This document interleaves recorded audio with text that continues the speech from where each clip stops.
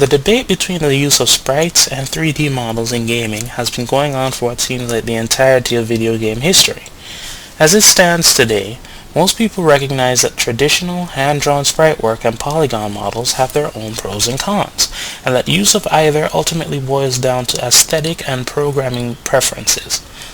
Unfortunately, balanced and sensible discussions on this subject were practically non-existent in the 90s, thanks to a combination of excessive hype from console makers, rampant elitism on both sides of the issue, and the selective vision that occurs when people see new, exciting technology. 3D fighting games in particular were prone to sparking this argument due to the fact that they were seen as a natural evolution of the genre by newcomers who were either unaware of or outright dismissed the nuances of 2D fighters. I believe the popular argument made against sprite-based fighters was that sprites were ugly as sin and that projectile attacks are retarded as hell because anyone in real life could just step out of the way, lol. I don't know why no one pointed out that people can shoot fireballs in real life and the whole thing is meant to be unrealistic, but hey, I'm sure there's a perfectly reasonable argument for this and that people with common sense are just too biased to listen. Anyway, names were called, unfair comparisons were made to Street Fighter II, and logic in general was overwhelmed by public demand for more 3D fighters. There was once a point in time that games like Street Fighter Alpha 2 and The King of Fighters 98, games that are considered classics today, were being outsold by anything with a Z-axis.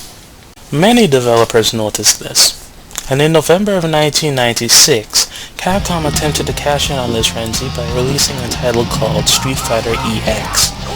Developed in conjunction with Arica, it was a non-canonical spin-off of the popular Street Fighter II series, which combined traditional 2D movement and controls with 3D graphics.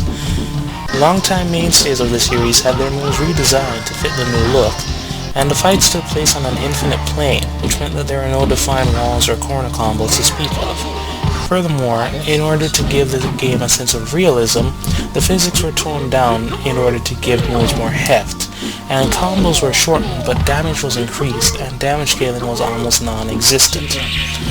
Street Fighter EX didn't exactly set the world on fire, due to the fact that many people were creeped out by the eerie, unyielding expanse of empty space and lack of any discernible plot or relevance in the main series. However, it did introduce two interesting mechanics. The first was a mechanic called a guard breaker. For the cost of 1 bar of meter, the player could break an opponent's guard and stun them if they were on the ground, or juggle them for a floating fall if they were hit while in the air. The other was super cancels. This was different from normal super cancels in which you move from a normal move to a special move to a super move. Rather, it allowed you to cancel one special move into another special move, which could create some interesting combos.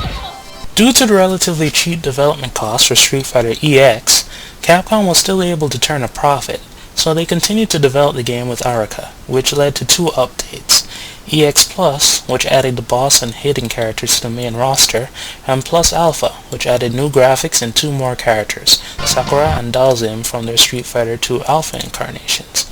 Plus Alpha was essentially a tweaked version of EX Plus, but its most notable feature is its art design and soundtrack, which are for some reason ripped straight out of the 80s.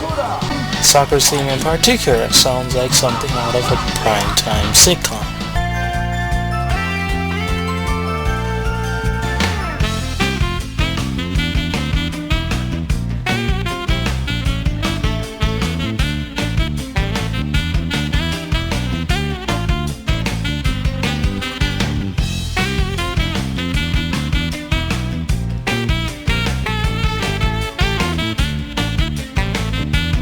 And this was one of the biggest influences that any of the EX revisions had on the actual sequel, Street Fighter EX2, and the home port, EX2 Plus. EX2 Plus made a number of changes to the game. For starters, physics were loosened in order to restore the floating, combo-heavy gameplay of the earlier games, and move damage was reduced somewhat, although things such as normal links and the like were still noticeably absent in normal gameplay. With the adjusted physics came an additional mechanic, the Excel combo system. Similar to the Alpha combo system that was introduced in Street Fighter Alpha 2, The Excel combo system gave players advanced movement speed and allowed them to cancel normal strikes into each other or into specials.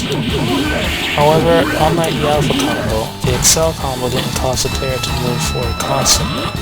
It could be used to recover her moves quickly on the ground or in the air, and only required one level of the super meter, rather than consuming the entire meter. Also, EX2 Plus special moves could be cancelled into themselves repeatedly, as opposed to the original Excel or Alpha combos, which required alternating special moves. These changes are made in order to make the game more combo friendly, and with a full meter, skilled players could craft long, damaging combos.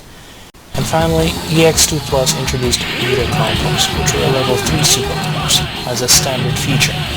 Whereas in the earlier games, only a few characters had such moves, in EX2 Plus, each character had at least one. Honestly, EX2 Plus didn't really come up with anything terribly innovative.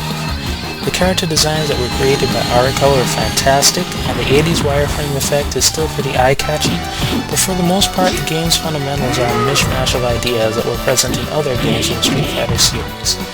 But execution counts for something too, and that's why I decided to come here. I took some of the best parts of EX Plus Alpha and improved upon them, while bringing some useful mechanics to the table. For what it's worth, Street Fighter EX2 Plus is one of the most balanced fighting games in the Street Fighter series that I've had the pleasure of playing. Granted, the Excel combos are very, very strong, but the timing is also very strict, and it takes legitimate skill in order to master chaining them together. Anything that can turn Dalzim, of all people, into a beast can't be all that bad. The music isn't as awesome as it was in Plus Alpha, but that's only a small disappointment.